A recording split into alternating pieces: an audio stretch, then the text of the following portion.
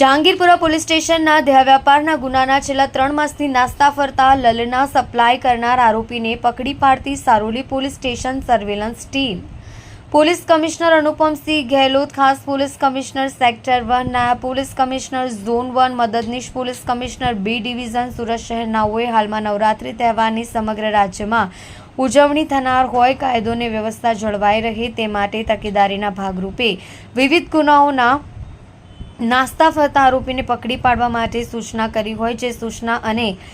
માર્ગદર્શનને આધારે police inspector એસ.આર. વેકરિયાની આગેવાની હેઠળ સર્વેલન્સ સ્ટાફના પોલીસ સબ ઇન્સ્પેક્ટર જે.એન. ચૌહાણ બીજા સર્વેલન્સ સ્ટાફના માણસો સાથે અલગ અલગ ટીમો બનાવી વર્કઆઉટમાં હતા. તે દરમિયાન assistant head constable Pratapsinh Vijubha, assistant police constable Vaibhav Padamshibhai નાઓને મળી સંયુક્ત બાતમી હકીકતને આધારે જહાંગીરપુરા પોલીસ સ્ટેશનના દેહ વ્યાપારના ગુનામાં છેલ્લા 3 માસથી નાસ્તા ફરતા આરોપી અલમાસ ઉર્ફે